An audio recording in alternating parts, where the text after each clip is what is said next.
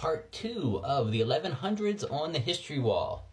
We just heard about the Crusade of the Faint-Hearted and the first literature that came from that. Another important innovation, in a sense, is the earliest miracle plays in England. These were plays about the miracles of the church and became a really important thing in early theatrical history.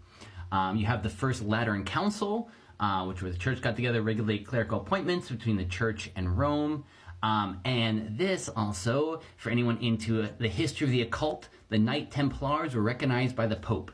And in one sense, the Knight Templars grew out of the Crusades, which was a terrible, terrible thing, the Crusades.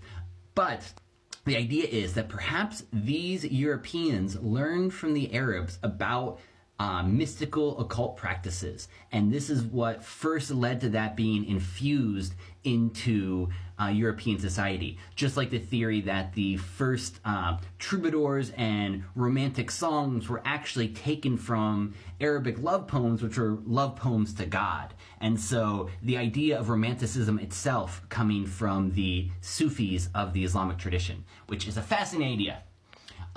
Two other important innovations: a mariner's compass. It's hard to imagine how big an invention that is. Of course, that comes out of China, where all inventions come from.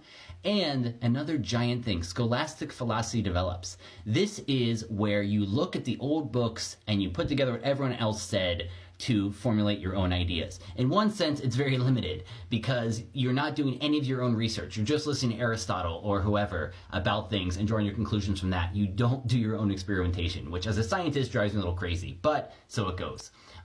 It was an important tradition in European thought. You also have Abelbard's affair with Heloise. This is one of the great love stories of all time.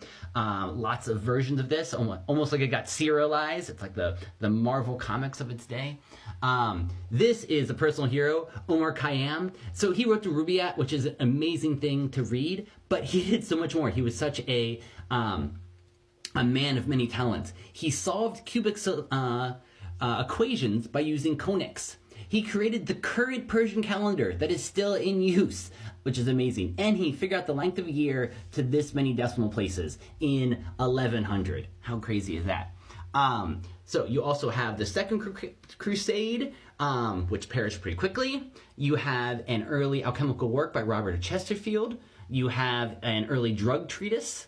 And you have Geoffrey of Monmouth. He writes a history of King Arthur that sparks the King Arthur vogue. Actually, that's the real marvel right there. This leads off to the King Arthur tales, which we love so much. And this is the end of 1100 to 1150.